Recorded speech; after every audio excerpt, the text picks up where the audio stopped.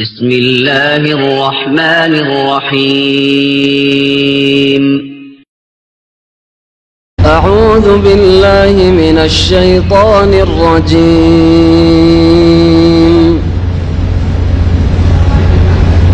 يا أيها الذين آمنوا اتقوا الله ولتنظر نفس ما قدمت لغد واتقوا الله إن الله خبير بما تعملون ولا تكونوا كالذين نسوا الله فأنساهم أنفسهم أولئك هم الفاسقون لا يستوي أصحاب النار وأصحاب الجنة أصحاب الجنة هم الفائزون لو أنزلنا هذا القرآن على جبل لرأيته خاشعا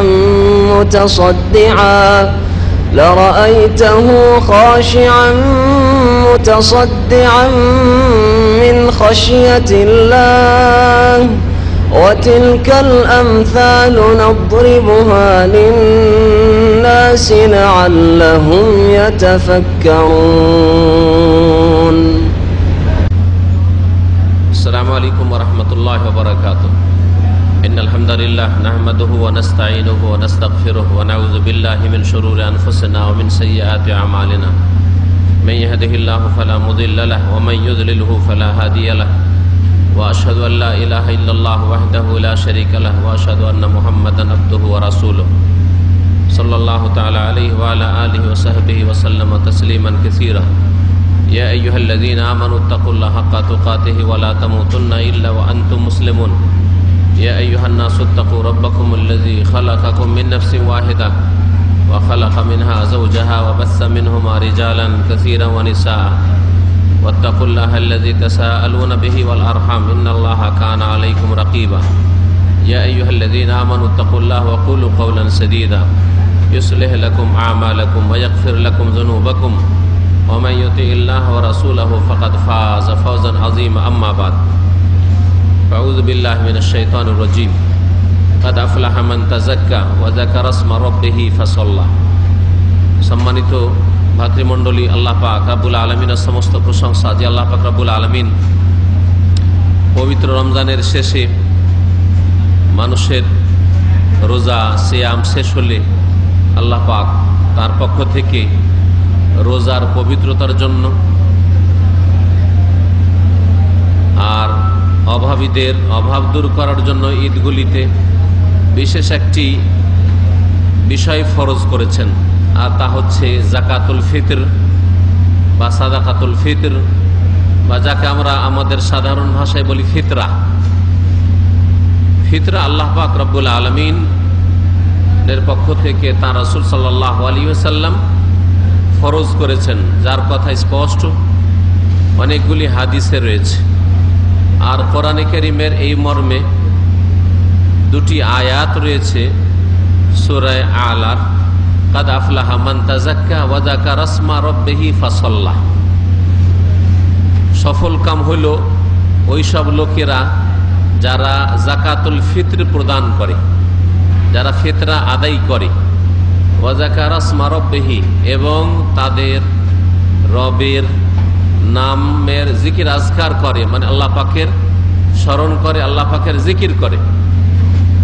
তার মানে ঈদের চাঁদ উঠলে তাকবীর পাঠ করে, তাকবীরগুলি হচ্ছে জিকির আল্লাহ পাক রব্বুল আলামিনের। ফাসাল্লা, অতঃপর তারা সালাত আদায় করে, মানে ঈদুল ফিতরের নামাজ তারা আদায় করে।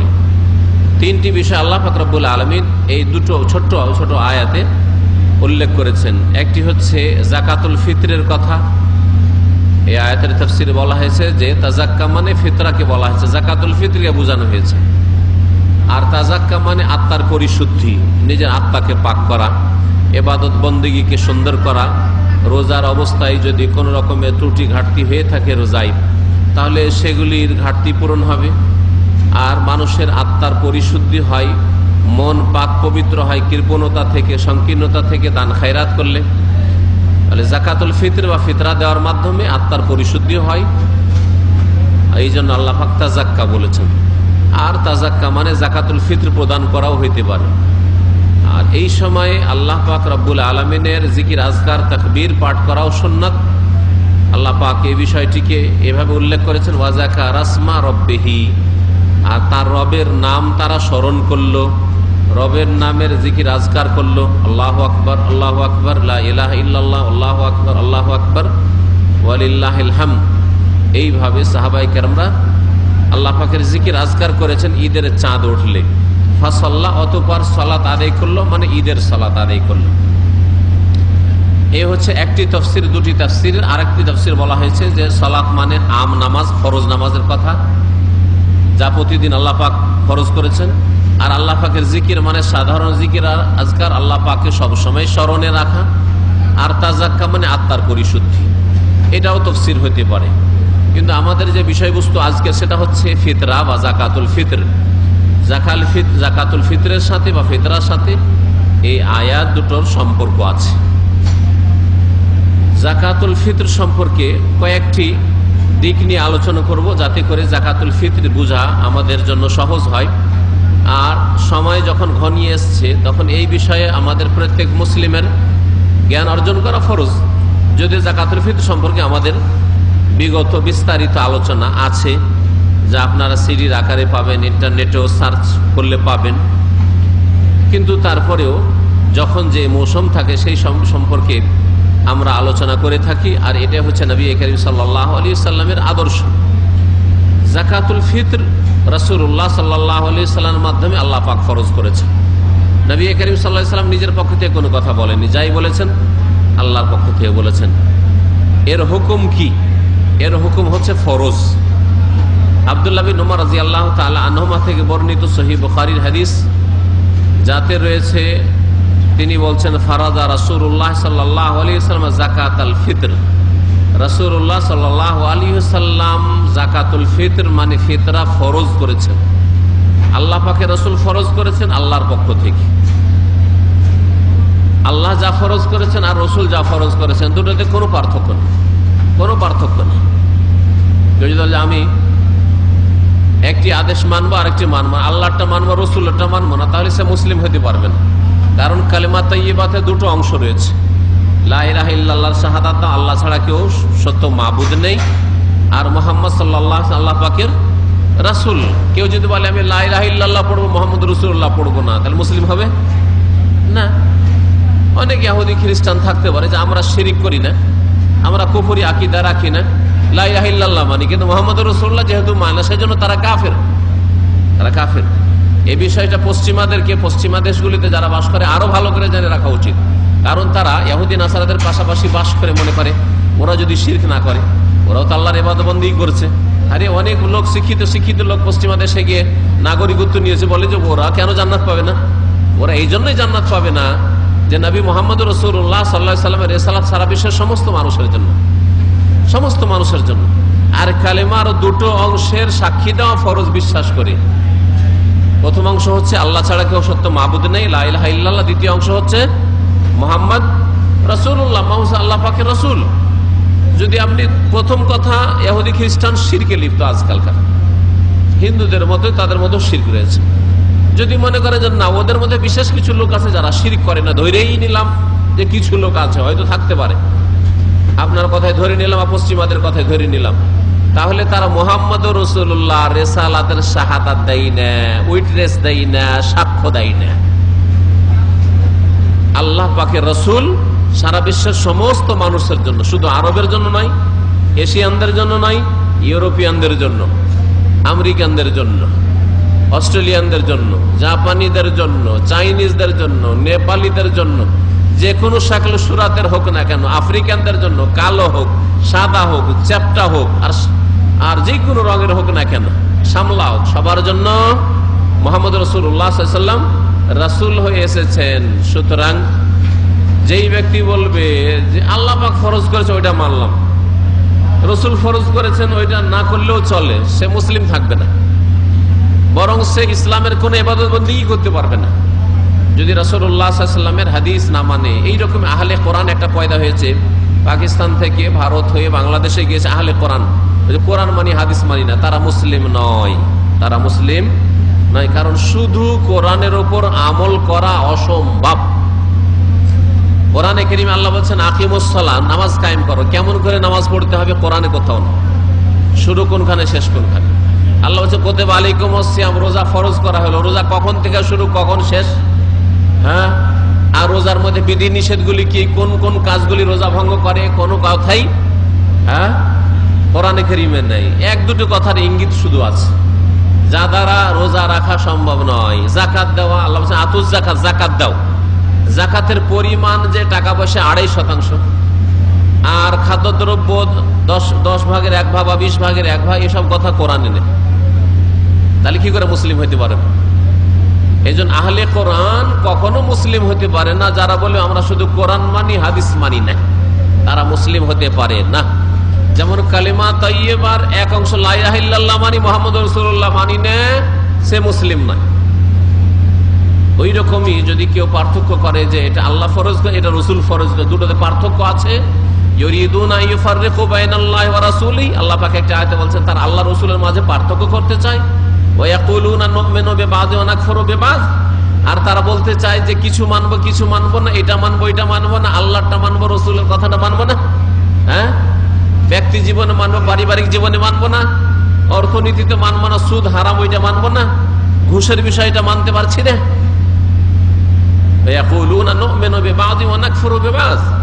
নামাজটা মানবো, মসজিদ মানবো, মাদ্রাসা মানছি, ঠিক আছে, ওখানে কোরআন রাখেন, কিন্তু আপনার ওইসব কথা বলিয়েন না যে মাজার শিরিক, ওই কথা বলিয়েন, ওইটা মানতে পারি না। হ্যাঁ, আপনার বলিয়েন না যে না লাইসেন্স দেওয়া যাবে না বেশ্যাখানার, এই কথা বললেন না যে জুয়ার লাইসেন্স দেওয়া যাবে না, তোমার জুয়া থাইল্যান্ডি খেলা যাবে না, জুয়া খেলা যাবে না, লটারি চলবে না, এসব কথা বলিয়েন না। সুদি সিস্টেম চলবে না, সুদি ব্যাংক চলবে না, এসব কথা বলিয়েন না।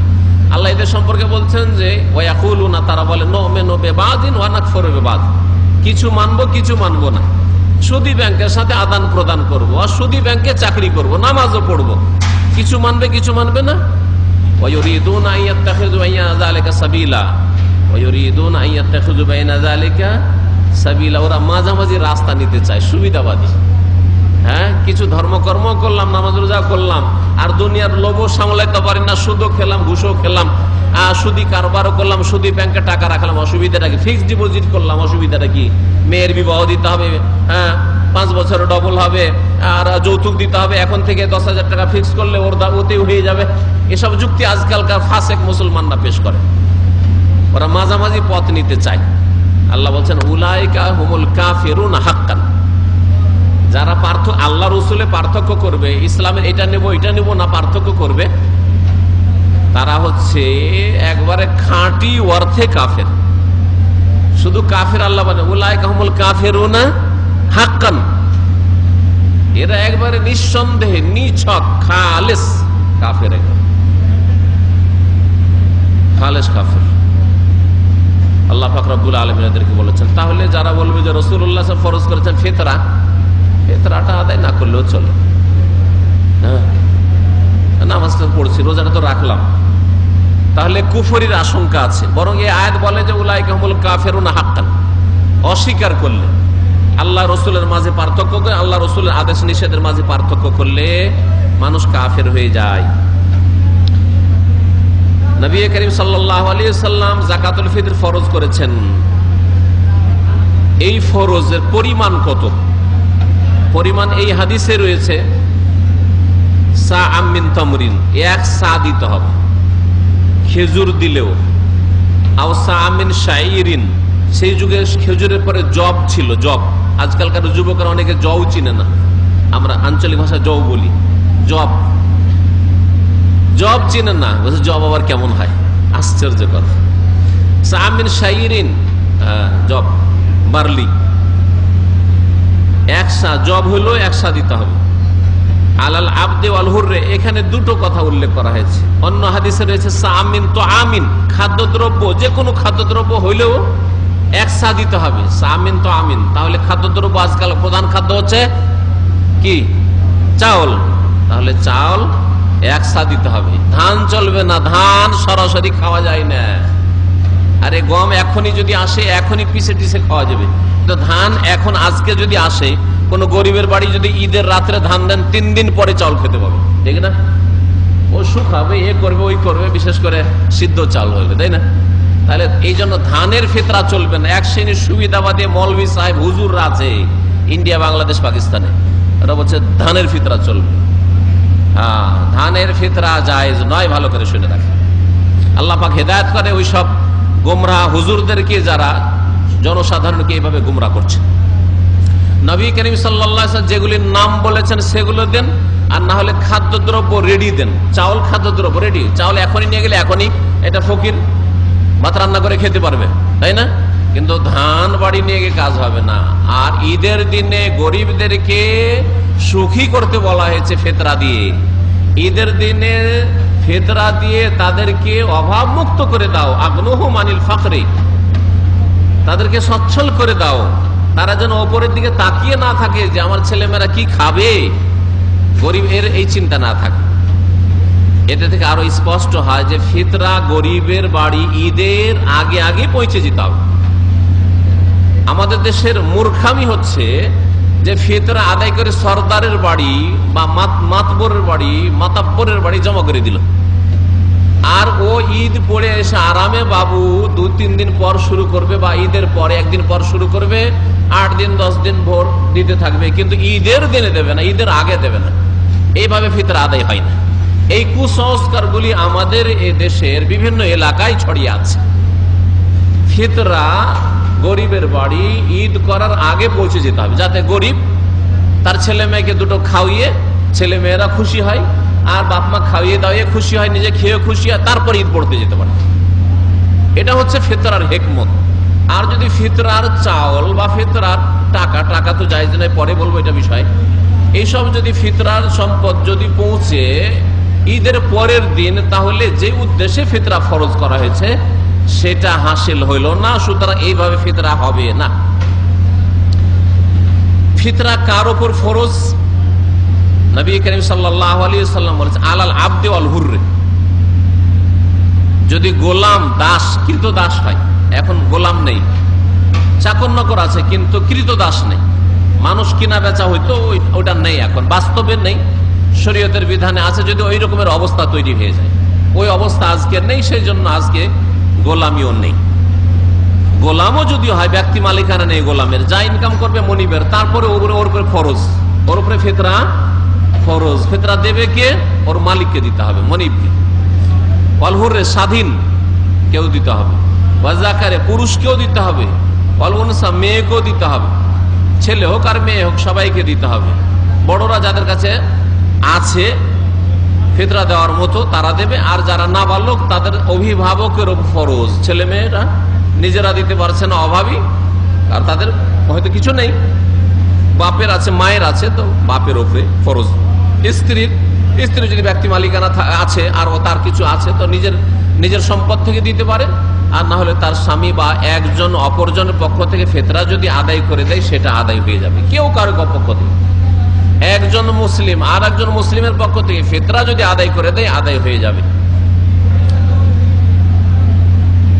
ওয়াসসাগীর ওয়াল কাবীর, ছোট হোক আর বড় হোক, ছোট হোক আর বড় হোক, ঈদের চাঁদ ওঠার আগে আগে জন্ম হয়েছে তাহলে তার উপর ফিতরা ফরজ।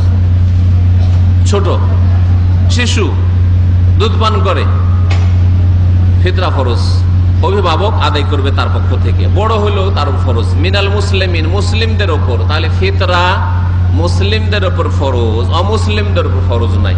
মুসলিমদের কাছ থেকে নিয়ে মুসলিম অভাবীদেরকে দিতে হবে, অমুসলিমকে দেওয়া চলবে না। উলামায়ে কেরামরা বলেছেন যে এটা যেহেতু মুসলিমরা আদায় করে, আর মুসলিমদেরকে মুসলিমদের উৎসব ঈদ কাফেররা ঈদ করে না, অমুসলিম হিন্দু ইহুদি খ্রিস্টান ঈদুল ফিতরে ঈদ করবে না, তাদের উৎসব নয়, সুতরাং অমুসলিমদেরকে ফিতরা দেওয়া জায়েজ নয়। যেমন অমুসলিমদের কাছ থেকে আমরা আদায় করব না, আদায় করা জায়েজ নয়, তারা দিলেও তাদের ফিতরা হবে না কবুল।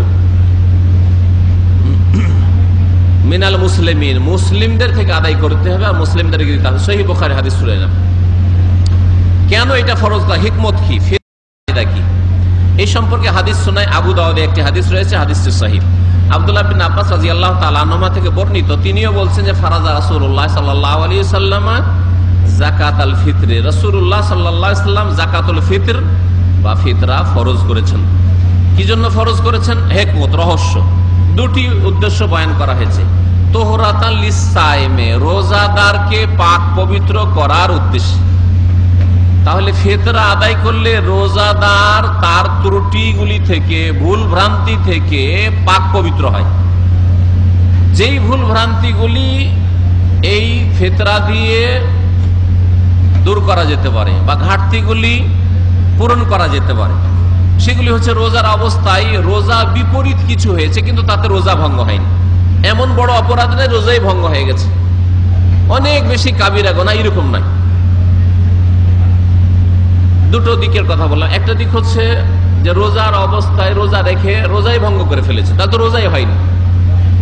আর কোন একদিন বা একাধিক দিনে রোজা রেখেছে আর রোজা ভঙ্গ করে দিচ্ছে আর বলবে আমি ফিতরা দিলাম, মাথা প্রতি ওই 3 কিলো একসা ফিতরা দিয়ে তার ওই ঘাটতি পূরণ হয়ে যাবে, মানে আর কাজা করতে হবে না, এমনটা নয়, এটা অর্থ নয়। এটা একটা বিষয়। আর একটা বিষয় হচ্ছে রোজা রেখেছে কিন্তু রোজার অবস্থায় বড় বড় কাবিরা গুনাহ করেছে। রোজার অবস্থায় ফিল্ম দেখা, নোংরা ছবি দেখা, রোজার অবস্থায় গান শোনা, রোজার অবস্থায় অশ্লীল গাল দেওয়া, কাউকে গালাগালি করা, রোজার অবস্থায় গীবত করা, রোজার অবস্থায় সমালোচনা করা, এইরকম বহু কাবিরা গুনাহ করেছে। রোজার অবস্থায় চুরি করা, বেঈমানি করা, মিথ্যা কথা বলা, বহু পাপ করেছে।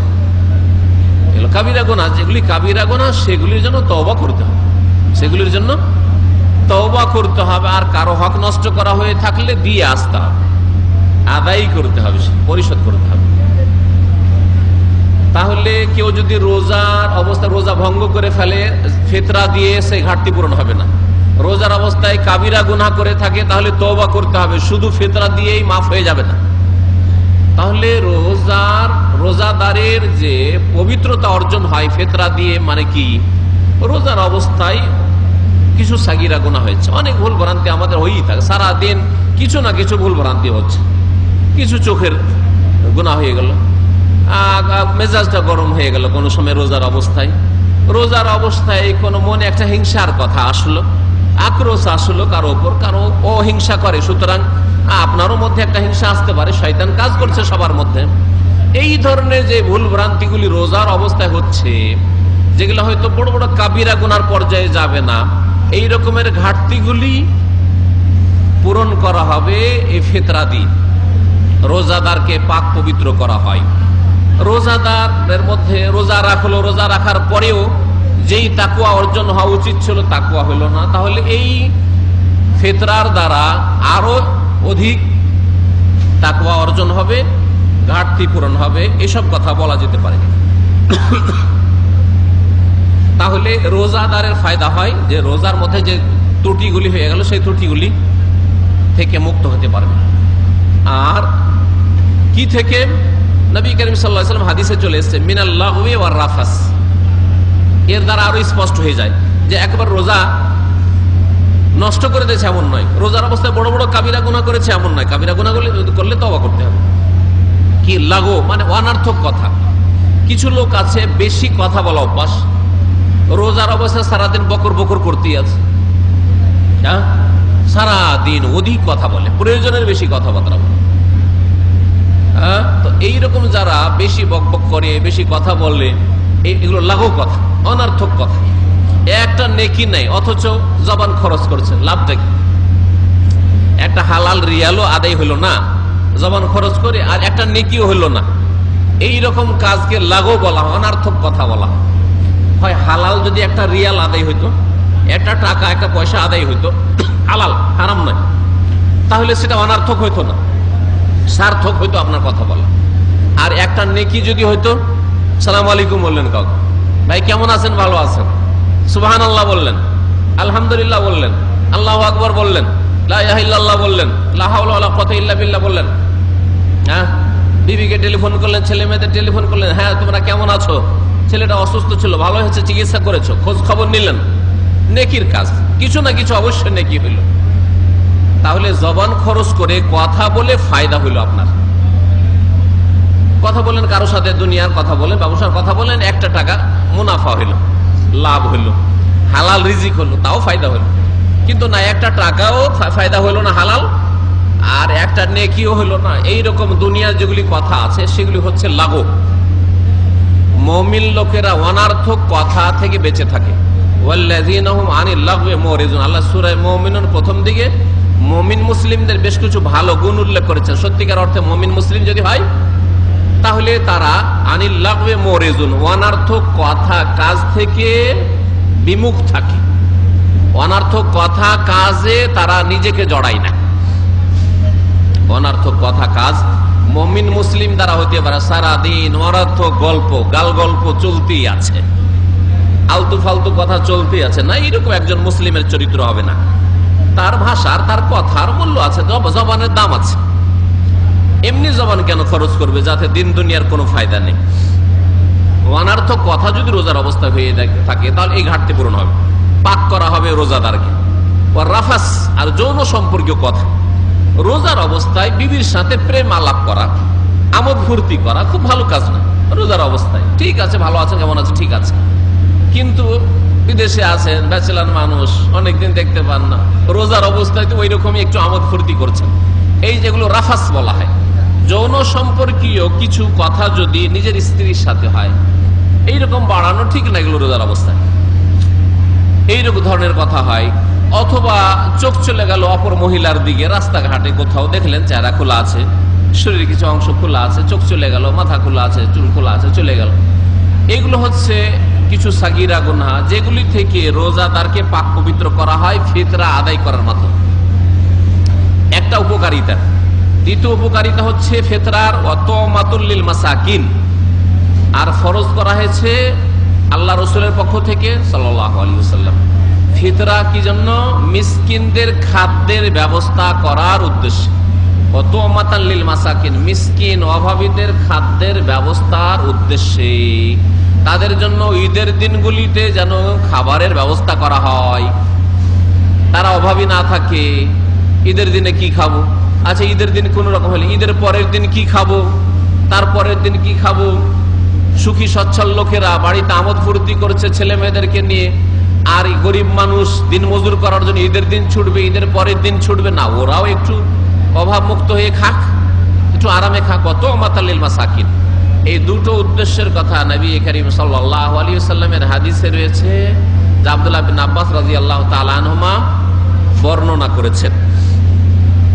আর ফিতরার আর একটি উদ্দেশ্য হচ্ছে যে ফিতরা দেবেন আল্লাহ পাকের আদেশ পালনের উদ্দেশ্যে, তার রাসূলের আদেশ পালনের উদ্দেশ্যে, রাসূলের অনুসরণে। কোনো যদি হিকমত না জানা থাকে, কোনো রহস্য জানা নাই, কি কারণ? সবচেয়ে বড় রহস্য হচ্ছে আল্লাহ পাকের নির্দেশ আর রাসূলের অনুসরণ। আমার রাসূল করেছেন, আপনার রাসূল করেছেন, তাই আমি করব, আপনি করবেন। এটা হচ্ছে সবচেয়ে বড় উদ্দেশ্য, সবচেয়ে বড় হিকমত বলা যেতে পারে। আপনাকে যদি কেউ জিজ্ঞাসা করে যে ভাই রমজানে কেন রোজা ফরজ, তো কি জবাব দেবেন? যে আল্লাহ বলেছেন, রাসূল করেছেন, আল্লাহর আদেশ মানা, রাসূলকে অনুসরণ করা। ভাই আসরের নামাজটা এই টাইমেই কেন, আর জোহরের নামাজটা এই সময় কেন? তো প্রত্যেক জিনিসের হিকমত আল্লাহর কাছে চার্জ করার আপনার অধিকার আছে।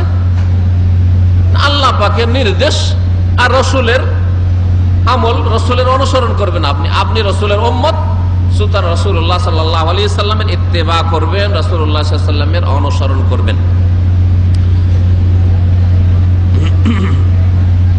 এই ফিতরা কখন ফরজ হয়? এই ফিতরা কখন ফরজ হয় আর কখন দিতে হবে? ফিতরা কে ফিতরা কেন বলে এটা জানলে বুঝতে পারবেন। ফিতরাকে এই জন্য ফিতরা বলা হয় যে ফিতর মানে হচ্ছে রোজা সমাপ্ত করা। এই জন্য আমরা সন্ধ্যাবেলা যখন রোজা, প্রতিদিনের রোজা শেষ করছি, তখন ওইটাকে কি বলছি? ইফতার করা বলছি বা ফতুর। আরবরা ফতুর বলছে, এই যে এখনকার খাবারকে ফতুর বলছে না? হ্যাঁ, ফতুর বলছে। আর আমরা রোজা ইফতার, রোজা ইফতার পার্টি, ইফতার ক্যাম্প বলছেন না? ইফতার কেন বলছেন? ইফতার এই জন্য বলছেন যে রোজাটাকে সমাপ্ত করলেন। প্রতিদিনের রোজা সমাপ্ত করেন সন্ধ্যাবেলা সূর্য ডুবলে, আর গোটা রমজানে রোজা সমাপ্ত কখন করবেন? ঈদের চাঁদ উঠলে, সওয়ালের চাঁদ উঠলে। তাহলে ফিতরাকে ফিতরা এই জন্যই বলা হয় যে সওয়ালের চাঁদ উঠলে রোজা সমাপ্ত, আর রোজা সমাপ্ত হলে এই ইবাদতটা ফরজ হয়। এই ইবাদতটা কি হয়? ফরজ হয়। এই জন্য জাকাতুল ফিতরকে সাদাকাতুল ফিতর, জাকাতুল ফিতর বা ফিতরা বলা হয়, যে রোজা সমাপ্ত হলে যেই আর্থিক ইবাদতটি মাথা প্রতি ফরজ হয়। আব্দুল্লাহ বিন উমর রাদিয়াল্লাহু তাআলা আনহু থেকে বুখারীতে একটি হাদিস রয়েছে এই মর্মে, বলছেন তিনি যে আন্না নবী সাল্লাল্লাহু আলাইহি ওয়াসাল্লাম আমারা বিযাকাতিল ফিতরে, রাসূলুল্লাহ সাল্লাল্লাহু আলাইহি ওয়াসাল্লাম ফিতরা দিতে বলেছেন, যাকাতুল ফিতর মানে ফিতরা দিতে বলেছেন, কাবলা খুরুজিন নাস ইলা সালাতে, মুসলিমদের ঈদের নামাজ পড়তে যাওয়ার আগেই। তাহলে ফিতরা দেওয়ার শেষ সময় হচ্ছে ঈদের নামাজ পড়তে যাওয়ার আগে। আর সৌদি আরবে ঈদের নামাজ একেবারে ভরে ভরে হয়ে যায়, তাই না? ফজরের নামাজের পরেই গিয়ে মসজিদে জায়গা নিতে হয়, অথবা ঈদগাহে তো মাশাআল্লাহ বিশাল ঈদগাহ আছে। তারপরে সূর্য ওঠার পরে আধা ঘন্টার মধ্যেই নামাজ শুরু হয়ে যায়, কারণ এটা হচ্ছে সুন্নাত। আউয়াল ওয়াক্ত হচ্ছে এটা ঈদের আউয়াল ওয়াক্ত হচ্ছে যখন সূর্যটা পুরোপুরি উঠে যাবে, তারপরে আপনি ঈদের নামাজ পড়ে নিতে পারেন। আর এখানে সুন্নত মোতাবেক আমল হয়। আর আমাদের দেশে তো আজব অবস্থা, কোনো টাইম টেবিল নাই। খুব যদি তাড়াতাড়ি হয় তাহলে সকাল কয়টায়? 9টা না, 8টা থেকে 9টা। যারা দেশে কোরআন হাদিস মেনে চলার চেষ্টা করে তাদেরও ঈদগাহগুলিতে দেখা যায় 8টার আগে শুরু হয় না, 8টা থেকে 9টার মধ্যে হয়, যেটা আমার জানা। আর যারা বিভিন্ন বিদাতে জড়িয়ে রয়েছে তার মধ্যে এটাও এক সুন্নতের খেলাফ কাজ করা, তাদের নামাজের টাইম 10টার আগে নয়, 9টা, 9:30, 10টা। বেশ কিছু এলাকায় ছোটকালে দেখতাম বিদাতি ভাইদের ঈদগাহ থেকে ঈদ পড়ে আসতো, রাস্তাতে জোহরের নামাজের আজান হয়ে গেছে। ঈদ থেকে আসছে, জোহরের আজান রাস্তাতেই। আহলে হাদিস গ্রামগুলিতে জোহরের আজান হচ্ছে, আর ওই বিদাতি ভাইরা ওরা ঈদ পড়ে আসছে, ওদের জোহর আজান আরো লেটে হবে, কারণ ওদের জোহরও তো আবার লেট। হ্যাঁ, জোহর যদি জোহরের রক্ত মাথার উপর থেকে সূর্য গড়ে গেলে হয়, এটি হচ্ছে সুন্নত। তার মানে এখানে এই জন্য 11:45, 46 হয়ে যাচ্ছে, তাই না? আমাদের দেশে কখনো 12টা, 12:30 জোহর হয়। জোহর কয়টায় হয়? হ্যাঁ, হানাফি ভাইদের জোহর হয় 1টা থেকে 1:30। হ্যাঁ, আর শীতকাল হোক আর গ্রীষ্মকাল হোক একই রকম। জুমার নামাজ শীতকাল হোক আর গ্রীষ্মকাল ও একই রকম, ওই 1:30, 2টাই শেষ হবে। কোন কোন জায়গায় 2:30টাই জুমার নামাজ শেষ হয়, আরো আশ্চর্য হয়ে যাবে। আসরের সময় জুমার নামাজ শেষ, সুবহানাল্লাহ। আর আসরের নামাজ পড়ে সূর্য ডুবতে একটু যখন, একেবারে অপছন্দনীয় টাইম। এ আলাদা এক বিষয়, যে বিষয়ে চলে গেলাম, যাক ওদিকে যাচ্ছি না। বলছিলাম যে ঈদের নামাজ সুন্নত মোতাবেক এই সৌদি আরবে আদায় হয় সূর্য ওঠার পরে আধা ঘন্টা থেকে 1 ঘন্টার মধ্যেই পড়ে নেবেন। এটা হচ্ছে সুন্নতি নামাজ। সূর্য যদি 6টায় উঠে যায় তাহলে 6:30টায়। আজকাল তো আরো আগে হয়তো সূর্য উঠে যাচ্ছে, কারণ ফজরের নামাজ 4টার আগে শেষ হয়ে যাচ্ছে। তার মানে সূর্য 5টা, 5:30টার মধ্যে হয়ে যায়, তাহলে 6টায় ঈদের নামাজের ওয়াক্ত অলরেডি হয়ে গেছে। ঈদের নামাজে যাওয়ার আগে ফিতরা আদায় করে দিতে হবে, এটা হচ্ছে শেষ সময়। এই মর্মে আরো শুনেন যে এই ফিতরা আদায় করার শুরু কখন আর শেষ কখন। কারণ অনেকে আছে ফিতরা 10 দিন আগে দিয়ে বসে আছে, অনেকে আছে প্রথম রমজান থেকে শুরু করেছে, 10 রমজানে, 15 রমজানে, 20 রমজানে বাড়িতে আমার ফিতরা দেওয়া হয়ে গেছে, দেশে আমার ফিতরা দেওয়া হয়ে গেছে, এখানে দেওয়া হয়ে গেছে। আজব কথা না, এইরকম ফিতরা না। এইরকম ফিতরা দিলে ফিতরা আদায় হবে না। ফিতরার জন্য 2টো সময় আছে, একটা হচ্ছে উত্তম সময়, বেস্ট সময়, ফজিলতের সময়, আর একটা হচ্ছে জায়েজ, বৈধ সময়। উত্তম সময় হচ্ছে ঈদের দিন ফজর নামাজ পড়ে ঈদে যাওয়ার আগে, আর এই সময়টা খুব সংকীর্ণ। তাহলে আপনাকে ফকির আগে থেকে জানা থাকতে হবে যে কাকে কাকে দেব, হ্যাঁ, জানা থাকতে হবে। ফজর নামাজ পড়লেন আর সাথে সাথে ফিতরাটা আদায় করলেন, আর আদায় করে আপনি ঈদের নামাজে টান দিলেন। কিন্তু আজকালকার মানুষ যদি সৌদি আরবে এখানে এটা করতে যায় তাহলে ফেতরাই দিবে না, হয়তো ফেতরাই দিবে না, ফেতরা দিবে না, ওইদিকে যে মসজিদে জায়গা নেবে, হ্যাঁ ও টানা পড়েই পড়ে যাবে, বড়ই মুশকিলে পড়ে যাবে। সেজন্য রাত্রেই দিয়ে দেওয়া তার জন্য ভালো হবে। সবচেয়ে উত্তম টাইম হচ্ছে ফজর পরে, সাবাহুল ঈদ কাবলা সালাহ, ঈদের আগে, ঈদের দিন সকালবেলা দিবে। এই মর্মে দলিল শুনেন বুখারী শরীফের আবু সাঈদ খুদরি রাদিয়াল্লাহু তাআলা আনহু, অধিকাংশ ফিতরার হাদিসগুলি আব্দুল্লাহ বিন ওমর, আব্দুল্লাহ বিন আব্বাস আর আবু সাঈদ খুদরি বর্ণনা করেছেন। আবু সাঈদ খুদরি রাদিয়াল্লাহু তাআলা আনহু বলছেন যে কুন্না নুখরিজু ফি আহাদি রাসূলিল্লাহ সাল্লাল্লাহু আলাইহি ওয়াসাল্লাম, আমরা রাসূলুল্লাহ সাল্লাল্লাহু আলাইহি ওয়াসাল্লামের আমলে ফিতরা আদায় করতাম ইয়াউমাল ফিতরে, ঈদের দিন, আগে নয়। কোন দিন? ইয়াউমাল ফিতরে, ঈদুল ফিতরের দিন।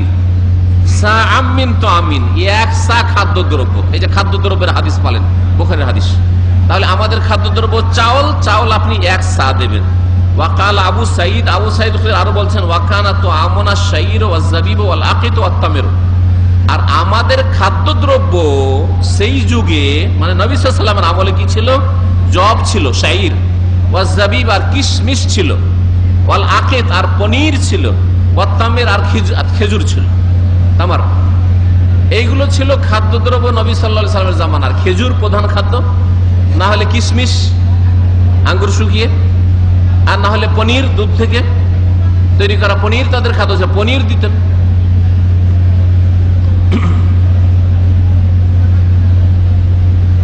আব্দুল্লাহ বিন আব্বাস রাদিয়াল্লাহু তাআলা আনহু থেকে আরো বর্ণিত রয়েছে আবু দাউদে যে রাসূলুল্লাহ সাল্লাল্লাহু আলাইহি ওয়াসাল্লাম ফিতরা ফরজ করেছেন।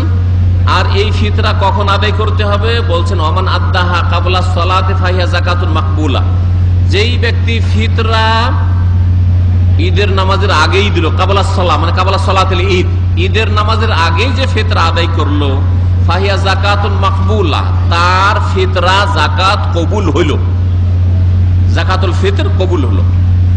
ওমান আদ্দাহা বাদা সালাহ, আর যেই ব্যক্তি ঈদের নামাজ পড়ে এসে ফিতরা দেবে, ঈদের নামাজ পড়ে এসে ফিতরা দিল, তার পরের দিন ফিতরা দিল, ফাহিয়া সাদাকাতুম মিনাস সাদাকা, সেটা সাধারণ সাদকা বলে পরিগণিত হবে, সেটা সাধারণ দানে গণ্য হবে, সেটা ফিতরা আদায় হবে না। তাহলে ফিতরার ফরজ তার ছুটে গেল, গুনাহগার হলো, ফরজ তরককারী সেই ব্যক্তি হইল। এটা ছিল উত্তম সময়, ঈদের দিন আপনি সকালবেলা দিয়ে দিন আর নামাজের আগে আগে। আর জায়েজ সময় সম্পর্কে বুখারী শরীফে আব্দুল্লাহ বিন ওমর রাদিয়াল্লাহু তাআলা আনহু থেকে রিওয়ায়াত রয়েছে যে তিনি ঈদের একদিন বা 2 দিন আগে দিয়ে দিতেন। একদিন আগে হইলে 29 তারিখে অথবা 30 তারিখ। 30 তারিখ সম্পর্কে জানা যে 30 হবে কি হবে না জানা নাই, তাহলে 29, আর 2 দিন আগে হলে 28 ধরেন, তাহলে 28 রমজান। আজকে হচ্ছে 27 রমজান, তাই না? আজকে 27 রমজান, আগামীকালকে 28 রমজান, কালকে যদি দিয়ে দেন, তারপরের দিন 29 রমজান, 29 রমজান দিয়ে দেন, বা 30 যদি হয় 30-এ দিয়ে দেন, তো 1-2 দিন আগে দেওয়া সাহাবায়ে কেরাম থেকে প্রমাণিত। আব্দুল্লাহ বিন ওমর রাদিয়াল্লাহু তাআলা আনহু বলছেন যে নবী করিম সাল্লাল্লাহু আলাইহি ওয়াসাল্লাম সাদাকাতুল ফিতর ফরজ করেছেন। সাদাকাতুল ফিতর, আর এটাকে সাদাকাতুর রমজান বলা হয়, রমজানের সাদকাও বলা হয়। এই ফিতরা এটা ফরজ করেছেন 1 সা করে, সামিন তামারিন সামিন শাইরিন, 1 সা করে। 1 সা কত হয়? 1 সা হচ্ছে আনুমানিক, একটু বেশি করে দিলে 3 কিলো। 3 কিলো দিলে সন্দেহ মুক্ত হয়ে গেলেন আর মানুষের দ্বিমত থেকে মুক্ত হয়ে গেলেন। একদল 2.5 কিলো বলেছে, আর একদল বলছেন 2.5 কিলো থেকে একটু বেশি। সুতরাং একটু বেশি দিলে কোনো দোষ নেই। আপনি যদি 2.5 কিলোর জায়গায় 5 কিলো দিয়ে দেন তো বাকিটা আপনার সাদকা হবে, কোনো দোষ হলো না। 10 কিলো দিয়ে দেন, আমার 3 কিলো ফরজ, 2.5 কিলো ফরজ, আমি 10 কিলো দিয়ে দেবো, 20 কিলো দিয়ে দেবো, আমি 1 মণ দিয়ে দেবো, কোনো অসুবিধা আছে? কোনো অসুবিধা নাই। যেটা ফরজ সেটা ফরজ হলো, আর বাকিটা আমার নফল হইলো, অসুবিধা না, দান খায়রাত হইলো। কিন্তু যদি কম হয়ে যায় তাহলে অসুবিধা আছে, কম হইলে অসুবিধা আছে। এই জন্য সন্দেহ মুক্ত থাকার জন্য এখানকার উলামায়ে কেরামরা বলছেন যে আপনি 3 কেজি দিয়ে দেন, আর কেউ যদি 2.5 কেজি বলে তাহলে সেটা সর্বনিম্ন বলেছে।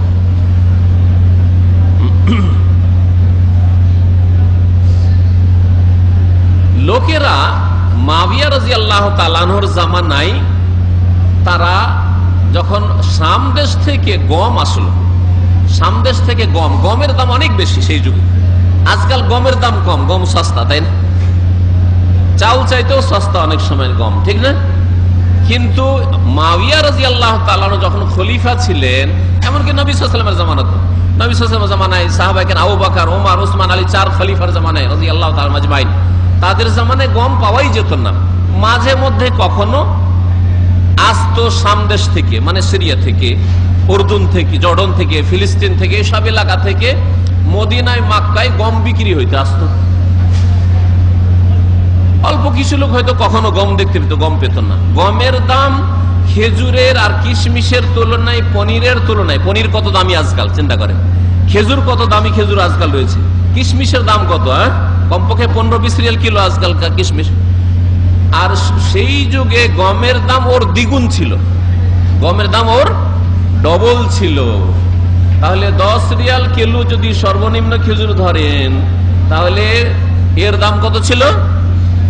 20 রিয়াল কিলো কি ছিল? গম ছিল। এত দাম ছিল গমের। মুআবিয়া রাদিয়াল্লাহু তাআলা নিজের ব্যক্তিগত মত পেশ করলেন, মদিনায় একবার আসলেন হজ বা উমরায়, আর আসার পর আবু সাঈদ খুদরি রাদিয়াল্লাহু তাআলা বলছেন যে মুআবিয়া রাদিয়াল্লাহু তাআলা যেহেতু তখনকার খলিফা, শাসন ক্ষমতা তার হাতে, তিনি খুতবা দিলেন আর তার ইজতিহাদ ফতোয়া পেশ করলেন। বলেন যে দেখো, গমের দাম তো অনেক বেশি, সুতরাং তোমরা, আমি মনে করি যে যদি আধা সা গম দাও, 2 মুদ মানে আধা সা গম দাও, তাহলে 1 সা খেজুরের সমান হয়ে যাবে, 1 সা পনিরের সমান হয়ে যাবে। এই বক্তব্য তিনি রাখলেন। সেই সময় আবু সাঈদ খুদরি রাদিয়াল্লাহু তাআলা প্রতিবাদ করেছিলেন। ওই প্রতিবাদটা তার ভাষায় আপনাদেরকে শোনাই, তাহলে আরো ভালো হবে বুঝতে। বলছেন আবু সাঈদ খুদরি রাদিয়াল্লাহু তাআলা আনহু যে রাসূলুল্লাহ সাল্লাল্লাহু আলাইহি ওয়াসাল্লামের জামানায় আমরা 1 সা করে দিতাম, 1 সা দিতাম খাদ্যদ্রব্য, 1 সা দিতাম পনির, 1 সা দিতাম জব, 1 সা দিতাম তামার খেজুর, 1 সা দিতাম কিশমিশ। ফালাম নাজাল নুখরিজুহু, আমরা এই রকমই আমরা বের করতাম আবু বকরের যুগে, উমরের যুগে, উসমানের যুগে, আলীর যুগে। হাত্তা কাদেমা মুআবিয়া তো হাজ্জান আও মুতামিরান, মুআবিয়া রাদিয়াল্লাহু তাআলা হজ অথবা উমরায় একবার আসলেন আর মদিনায় এসে মেম্বারে চড়ে খুতবা দিলেন, তিনি বক্তব্য করলেন। খুতবা মানে বক্তব্য, আমাদের দেশের মোল্লারা বুঝে না যে খুতবা মানে বক্তব্য, খুতবা মানে মন্ত্র বুঝে ওরা। জুমার খুতবা আরবিতে দেবে, মন্ত্র পড়বে, ঈদের খুতবা আরবিতে দেবে, মন্ত্র পড়বে। হ্যাঁ, আর সাহাবায়ে কেরামরা তারা বুঝতেন খুতবা মানে কি? বক্তব্য। আজকালও আর কোন আরবিকে জিজ্ঞাসা করে ওইসমানা খুতবা, খুতবা মানে কি? খুতবা মানে স্পিচ, খুতবা মানে বক্তব্য, খুতবা মানে লেকচার, এটাই বলবে। কিন্তু আমাদের দেশের মোল্লারা বুঝতে পারলো না যে খুতবা মানে বক্তব্য, আর বক্তব্য জাতির ভাষায় হইতে হবে। বক্তব্য কার ভাষায় হইতে হবে? বাংলাদেশিদেরকে ঢাকা বাইতুল মোকাররমে আরবি মন্ত্র পড়ে খুতবা দিবে নাকি? হ্যাঁ, বাংলা ভাষায় খুতবা হইতে হবে। এইটা হচ্ছে সুন্নাত। তা এতে ফায়দা হবে, কারণ ওই রকম একটা শাহী মসজিদে, ওই রকম একটা রাজকীয় মসজিদে বড় বড় মন্ত্রীরা আছে, এমপিরা আছে, বড় বড় পুঁজিপতিরা আছে, বড় বড় ইন্ডাস্ট্রি ফ্যাক্টরির মালিকরা আছে, তাদের ইসলাম শেখা ফরজ হয়ে আছে। তারা জলসা ওয়াজ মাহফিলে আসবে না ইসলাম শেখার জন্য? এই রকমের কল্যাণ থেকে বিদাতি ফতুয়া আরবি ভাষায় এই জুমার খুতবা আর ঈদের খুতবা, এই কল্যাণ থেকে বঞ্চিত রেখেছে, ইসলাম শিক্ষা থেকে বঞ্চিত রেখেছে। যার ফলে প্রধানমন্ত্রী ইসলাম জানেন না, রাষ্ট্রপতি ইসলাম জানেন না, হ্যাঁ, দেশের স্বরাষ্ট্রমন্ত্রী ইসলাম জানে। কি করে জানবে তারা? তাদেরকে মন্ত্র শুনিয়ে রাখবেন তো। 52টা সপ্তাহে 52টি জুমার খুতবা, হ্যাঁ, আর 2টা ঈদুল ফিতর, এই 54টি বিষয় সম্পর্কে বছরে একবার প্রত্যেক মন্ত্রী জুমা পড়ে, হ্যাঁ, প্রত্যেক পয়সাওয়ালা পুঁজিপতি ব্যবসায়ীরা ধনাঢ্যরা জুমা পড়ে। তারা 54টা বিষয় জানতে পারতো না? পারতো না। কিন্তু এই বিদাতি ফতুয়াতে যে আরবি ভাষায় মন্ত্র পাঠ হতে হবে জুমার খুতবা, ঈদের খুতবা, এদেরকে ইসলাম শিক্ষা থেকে বঞ্চিত রেখেছে। কাল কিয়ামতে এই বিদাতি মোল্লাদেরকে জবাবদেহি করতে হবে। কিন্তু আমাদের ফতুয়া আর সৌদি আরবের ফতুয়া, শেখ বিন বাজ রহমতুল্লাহ আলাইহির ফতুয়া, আরবিতে তার ফতুয়া ছেপে আছে। আমরা বাংলাতে কয়েক বছর আগে অনুবাদ করে আমরা দিয়েছি আমাদের ভাইদেরকে, যে যেই দেশে খুতবা হবে সেই দেশের ভাষায় খুতবা হইতে হবে, যেই দেশে খুতবা পাঠ হবে সেই দেশের ভাষায়। তাহলে ইউরোপ আমেরিকাতে ইংরেজি ভাষায় খুতবা হইতে হবে, বাংলাদেশে বাংলা ভাষায় খুতবা হইতে হবে, কেরালায় কেরালা ভাষায় খুতবা হইতে হবে, উর্দু যারা বোঝে উর্দুতে খুতবা হইতে হবে। এইভাবে খুতবা হইতে হবে, তাহলে খুতবার উদ্দেশ্য হাসিল হবে। সম্মানিত ভাতৃমণ্ডলী, আবু সাইদ খুদরি প্রতিবাদ জানালেন যখন মুআবিয়া রাদিয়াল্লাহু তাআলা খুতবায় বললেন যে আধা সা দিলেই হবে, বললেন আম্মা আনা, আমি বলছি, ফালা আজাল উখরিজুহু আবাদান মাইশতু, যতদিন বেঁচে থাকবো এক সা করেই দেব, আপনার ফতোয়া নেব না, আপনার হুকুম নেব না, রাসূলের নাফরমানি করে। তাহলে আধা সা যে আমাদের দেশে আধা, আর সেটাকে আবার টাকাতে নিয়ে যায়, এটা আরেক বিদআত।